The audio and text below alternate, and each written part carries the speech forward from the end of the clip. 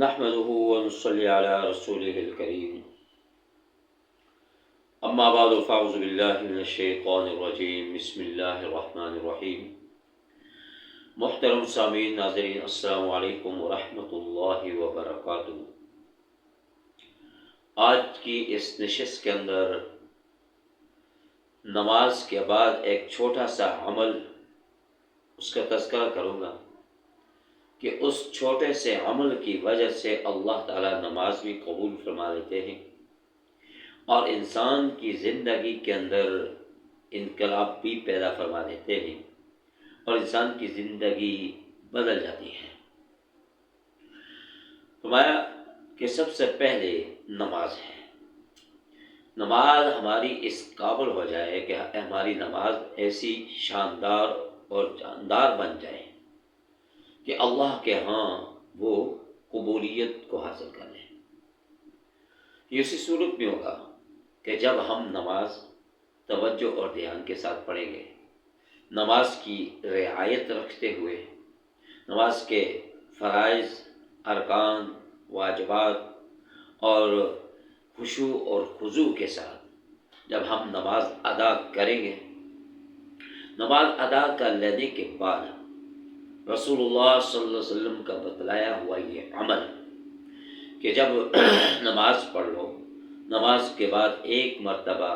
استغفر اللہ، اور نماز کے بعد ایک مرتبہ اللہ اکبر، اور 3 مرتبہ استغفر اللہ استغفر اللہ استغفر اللہ، یہ پڑھنا ہے۔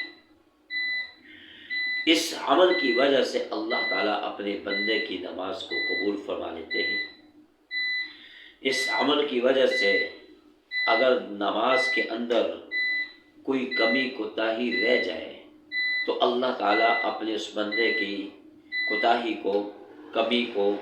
دور فرما دیتے ہیں اور اس کی نماز کو شرف قبولیت بخشتے ہیں۔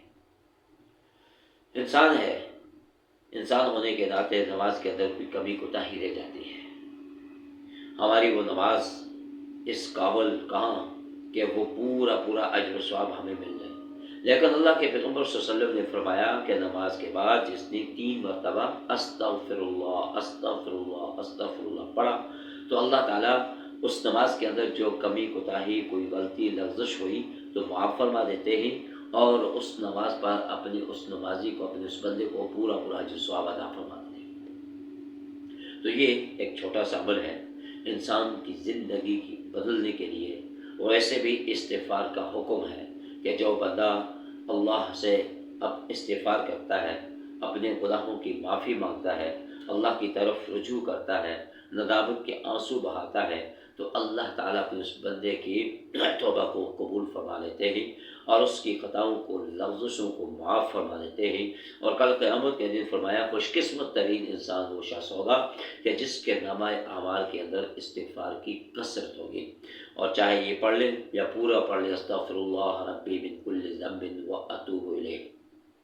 یا استغفر اللہ الذی لا الہ الا هو الحی القیوم واتوب الیہ۔ تو اس عمل کو جاری رکھیں، نماز کے بعد یہ عمل ضرور کریں اور اس کو پڑھتے رہیں۔ انشاءاللہ العزیز اس عمل کی وجہ سے اللہ تعالیٰ ہماری نمازوں کو بھی قبول فرما لیں گے۔ جب نمازیں قبول ہوں گی تو پھر ہمارے رزق کے اندر بھی خود بخود اللہ تعالیٰ کی طرف سے رحمتیں اور برکتیں نازل ہوں گی۔ دعا فرمائے کہ اللہ تعالیٰ ہم سب کو عمل کرنے کی توفیق عطا فرمائے۔ وآخر دعوانا ان الحمد للہ